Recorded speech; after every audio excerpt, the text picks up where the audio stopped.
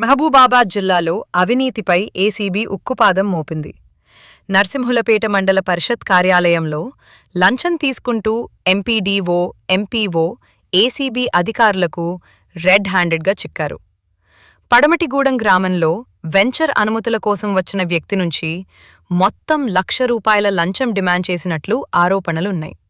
ఇందులో భాగంగా ఇప్పటికే ₹55,000 తీసుకున్న అధికారులు మిగిలిన ₹45,000 నగదు స్వీకరిస్తున్న సమయంలో ఏసీబీ అధికారులు పక్కా సమాచారంతో దాడులు నిర్వహించారు. ఎంపీడీఓ రాధిక, ఎంపీఓ యాకయ్యల సమక్షంలో లంచం డబ్బులు తీసుకుంటుండగా ఏసీబీ అధికారులు రంగంలోకి దిగి వారిని పట్టుకున్నారు. అనంతరం నిర్వహించిన రసాయన పరీక్షల్లో లంచం స్వీకరించినట్లు నిర్ధారణ కావడంతో ఇద్దరినీ అదుపులోకి తీసుకున్నారు. ఈ వ్యవహారంలో ఎంపీడీఓ కుమారుడు నాగార్జున కీలక పాత్ర పోషించినట్లు ఏసీబీ విచారణలో తేలడంతో అతడిని కూడా అధికారులు అదుపులోకి తీసుకున్నారు. కార్యాలయంలో జరిగే పలు ఆర్థిక వ్యవహారాల్లో నాగార్జున మధ్యవర్తిగా వ్యవహరించినట్లు సమాచారం.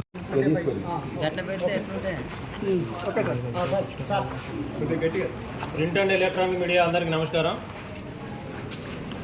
ఈరోజు ఎంపీడీఓ గారి ఆఫీస్లో జరిగిన వివరాలు ఏంటంటే, హైదరాబాద్కు చెందిన ఒక వ్యక్తి పడమటిగూడెం నరసింహులపేట మండల లిమిట్స్లో 4 ఎకరాల భూమిని కొని దాన్ని లేఅవుట్ చేయడానికి గాను ఆర్డీడీ కార్యాలయం వరంగల్కి అప్లై చేయగా అక్కడి నుండి 29 జనవరి 2026న పర్మిషన్ వచ్చింది. ఆ పర్మిషన్లో పంచాయతీ సెక్రటరీ గారికి ఇన్స్ట్రక్షన్స్ ఇవ్వడం జరిగింది.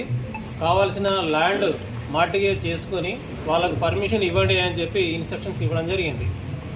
ఈలోగా ఏమైందంటే, ఆ పడమటిగూడెం గ్రామంలో ఈ భూమి ప్రక్కన వేరే ఒక వ్యక్తి ఉండే, ఆ లేఅవుట్ చేసే భూమిలో నా భూమి కూడా ఉన్నది అని చెప్పి అతను కంప్లైంట్ చేయడంతో వీళ్ళు ఏం చేశారు అని అంటే, కొన్ని రోజులు ఆగుదామన్న ఉద్దేశంతో ఆగాడు. అతను రియల్ ఎస్టేట్ చేసిన అతనే ఆగాడు. తర్వాత మా ఎంఆర్ఓ ఆఫీస్లో సర్వే కూడా చేయించాడు. ఆ సర్వేలో అతని భూమి అక్కడ లేదని కూడా నిర్ధారించడం జరిగింది. సో ఈ క్రమంలో కూడా అతను హైకోర్టులో రిట్ పిటిషన్ ఫైల్ చేయగా హైకోర్టు నుండి ఎంపీడీఓ గారికి, ఎంపీఓ గారికి, సెక్రటరీకి మరియు ఆ ఫిర్యాదుదారునికి నోటీసులు వచ్చినాయి.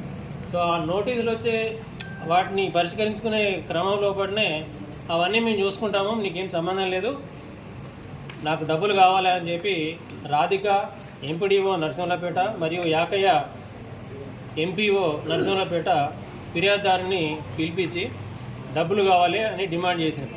సో గత నెలలో వీరి వేధింపులకు అతను భరించలేక కొంత అమౌంట్, వాళ్ళు అడిగిన దాంట్లో కొంత అమౌంట్ ఇస్తా అని చెప్పి ఎంపీడీఓ గారికి ₹30,000, తర్వాత ఎంపీఓ గారికి ₹25,000 ఇవ్వడం జరిగింది.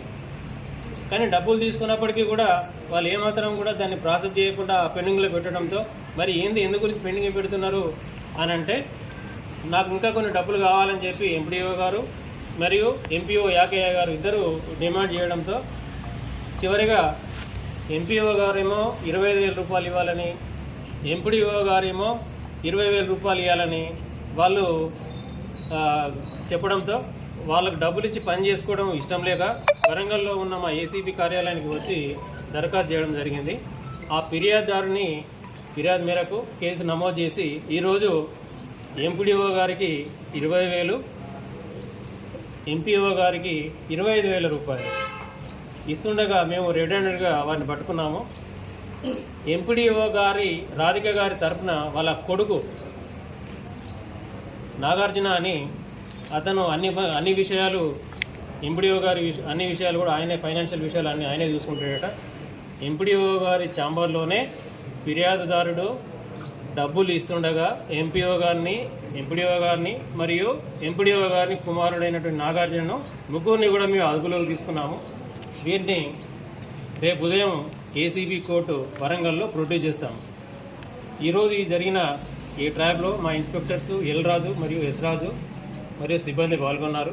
అలాగే పబ్లిక్కి అప్పీల్ ఏంటంటే, ఏ ప్రభుత్వ ఉద్యోగి అయినా కూడా మీ పని లీగల్ పని చేయడానికి డబ్బులు అడిగితే మా టోల్ ఫ్రీ నంబర్ 1064కి కాల్ చేయాలని చెప్పి మనవి. అలాగే నా పేరు సాంబయ్య, డిఎస్పి. నా సెల్ నెంబర్ వచ్చేసి 91543 9188912 91543 88912. Thank you.